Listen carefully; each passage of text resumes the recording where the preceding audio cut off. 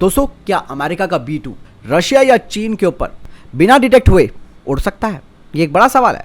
लेकिन दोस्तों, अगर हम कुछ लिटरेचर के आधार पर बात करते हैं तो रशिया का S-400 और S-500, तो दूसरी तरफ चाइना का जो JY-27 वो B2 के बहुत छोटे रडार सिग्नेचर का पता लगाने में माहिर हैं, यानी कि इसे वो डिटेक्ट कर सकते हैं।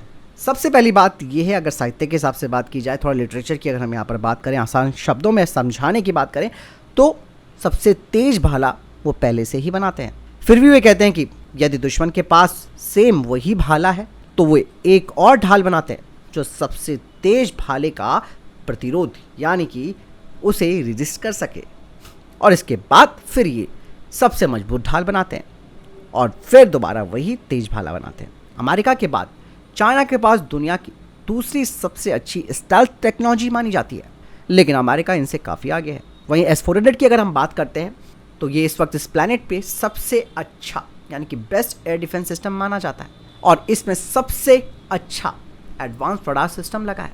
लेकिन दोस्तों, अगर इस तरीके कोई भी कॉम्बिनेशन होता है तब भी दोस्तों अमेरिका का B2 बिना डिटेक्ट हुए यानी कि अनडिटेक्ट रहते हुए उड़ सकता है। लेकिन दोस्तों, बात वही आ जाती है कि S-400 B2 का तो पता लगा लेगा और उसे खत्म भी कर सकता है, तो चाइना का JY-27 भी B2 का पता लगा सकता है और उसे खत्म कर सकता है। हालांकि ऐसी संभावनाएं बहुत ही कम हो सकती हैं। ऐसा इसीलिए मैं कह रहा हूं क्योंकि अमेरिका की वायुसेना कभी भी रशिया या चीन के ऊपर अपने B2 को उड़ाने का जोखिम नहीं लेगी, जिससे कि वो गिर जाए और चाइना B2 का अध्ययन कर ले और फिर अपने शियान S2 या फिर वो रशिया के साथ मिलकर उनके Tu-160M2 को एक फाइनल टच दे दे, यानी कि इससे वो बहुत कुछ चुरा सकते हैं।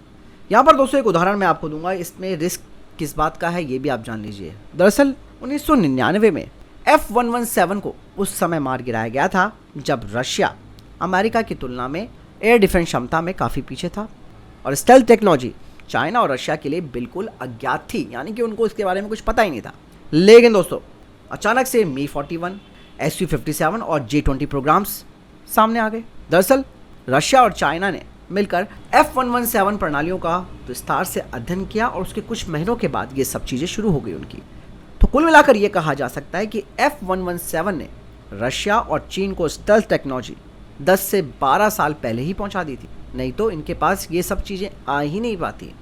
ऐसे में दोस्तों, आप कैसे सोच सकते हैं कि अमेरिका B2 के साथ भी ऐसे ही जोखिम उठा लेगा? वो बिल्कुल नहीं उठाएगा। तो आपने जाना दोस्तों किस तरीके से B2 रशिया और चीन के ऊपर उड़ान नहीं भर सकता, चाहे वो अनडिटेक्टेड भी रहे तब भी।